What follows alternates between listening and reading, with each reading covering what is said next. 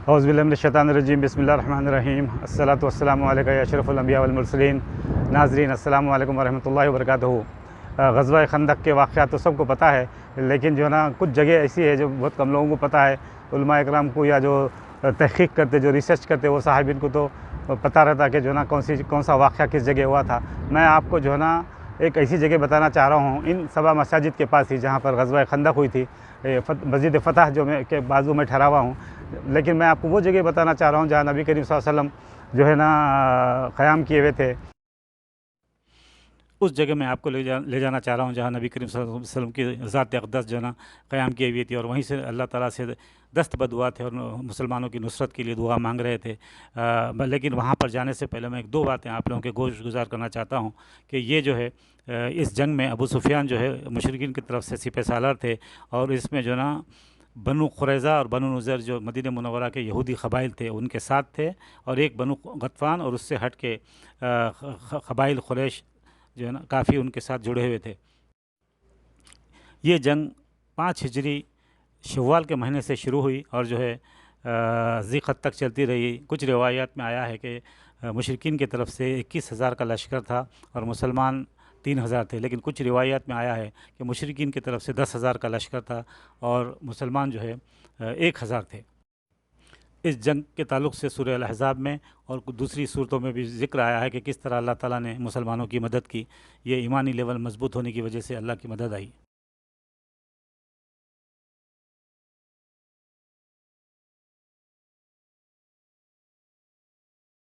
अरब में इससे क़ब्ल इतना बड़ा लश्कर कभी जमा नहीं हुआ था। इसमें जुनूब से कुरैश और मशरिक़ की जानिब से कई क़बाइल शामिल थे। इन्होंने मदीना मुनव्वरा को घेरे में ले लिया। बिलाशुबा ये एक सख्त इम्तिहान था मुसलमानों के लिए। इसमें दुश्मनों के दिलों की कुदरत वाज़ेह हो गई। इसका ज़िक्र कुरान में भी आया है, जिसमें मुनाफ़िक़ों के दिलों के रोग की भी बात की गई है कि वो किस तरह की बातें करते हैं और अल्लाह के रसूल के वादे को झूठ करार देने में कोई कसर नहीं छोड़ते। अबू सुफियान ने कुरैश और दिगर क़बाइल हत्ता के यहूदियों से भी लोगों को जंग पर राज़ी किया और इस सिलसिले में कई माहदे किए और एक बहुत बड़ी फ़ौज इकट्ठी करके मदीने की तरफ कूच किया। इतनी बड़ी लश्कर को देखकर हज़रत सलमान फ़ारसी ने नबी करीम सल्लल्लाहु अलैहि वसल्लम को एक प्रपोज़ल दिया खंदक खोदने का, मदीने के अतराफ़ खंदक खोदने का, और इस मशवरे को नबी करीम सल्लल्लाहु अलैहि वसल्लम ने कबूल किया। और शहर की इस जानिब जिधर से चढ़ाई का ख़दशा न था, खंदक खोदने के लिए निशानात लगा दिए गए। हर 10 आदमी को 40 गज़ खंदक खोदने का फरीज़ा सौंपा गया। खंदक खोदने के काम में सब मुसलमान बराबर के शरीक थे, कोई भी मुस्तस्ना न था। फ़ख्र दो जहाँ सरवर कौन व मकान अपने दस्त मुबारक में कुदाल लिए अपने ग़ुलामों के दोष बदोश खंदक खोदने में मसरूफ़ थे और मिट्टी उठा कर बाहर फेंक रहे थे। बुखारी शरीफ में हज़रत अनस रज़ियल्लाहु ताला अन्हु से मरवी है कि जाड़े का मौसम था, गज़ब की सर्दी थी, साहबा करम भूख से निढाल हैं, थकावट से चूर हैं, लेकिन अपने महबूब क़ायद के इरशाद की तामील में सरगर्म अमल हैं। शम्मा तौहीद के इन परवानों को अल्लाह ताला के प्यारे हबीब ने जानबाजी और फ़िदायत का यूँ मुज़ाहरा करते हुए देखा तो फरमाया, इन्नल ऐशा ऐशल आखिरा फ़ग़फ़िरिल अंसार वल मुहाजिर। ये वो जगह आप देख रहे हैं, यहीं पर मुशरिकीन मक्का टेंट किए हुए थे, और जो है ना ये जबल सलाक के उस जानिब है जो जिसके दामन में मुसलमान ठहरे थे, और अपोज़िट में जो आप ये जो जगह देख रहे हैं यहीं पर मुशरिकीन जो है ना अपना टेंट लगाए हुए थे।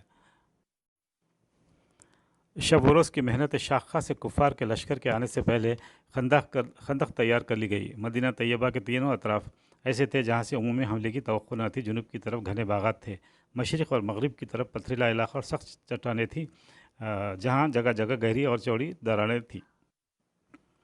दुश्मन के वहाँ पहुँचने से पहले हुजूर 3,000 जानिसारों को लेकर मौजू मुकामात पर ख़ैमाज़न हो गए। कुफ़ार का लश्कर एक तूफ़ान की सूरत में आगे बढ़ा चला रहा था।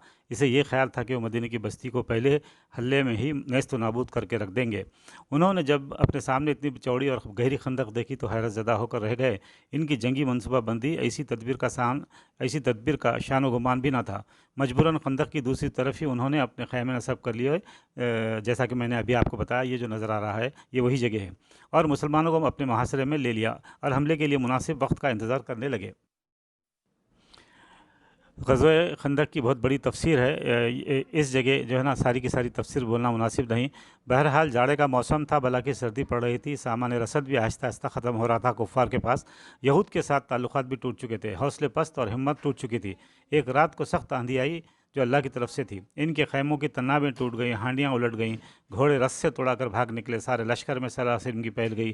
اور سب سے پہلے اس جنگ کا جو سرغنہ تھا ابو سفیان، سب سے پہلے وہ بھاگا، اور اس کے ساتھ اس کی فوج، اس کے دوسرے جو سردار اور سپہ سالار تھے، اس کی بزدلی دیکھ کر وہ خود بھی بھاگ گئے۔ یہ اللہ کی طرف سے خاص مدد تھی جو نبی کریم صلی اللہ علیہ وسلم کی دعاؤں کا اثر تھا۔ رحمۃ اللہ عالمین کی ان دعاؤں نے مسلمانوں کو نصرت اور فتح عطا کری۔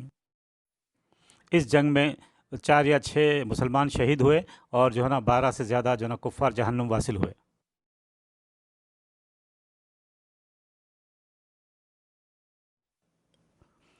یہ احسان صرف ان مسلمانوں پر ہی نہیں جو اس روز حبیب خدا کے ہم رکاب تھے اور غزوہ احزاب میں شریک تھے، بلکہ قیامت تک آنے والے ہر مسلمان پر ہے۔ اس لیے سب فرزندان اسلام پر فرض ہے کہ وہ اس احسان کو ہمیشہ یاد رکھیں اور شکر الہی میں کوتاہی نہ کریں، اور اگر کبھی ان حالات سے انہیں دوچار ہونا پڑے تو مایوس اور دل شکستہ نہ ہو جائیں، بلکہ اپنے رب کریم پر کامل بھروسہ کر کے کفر کے مقابلے میں ڈٹے رہیں۔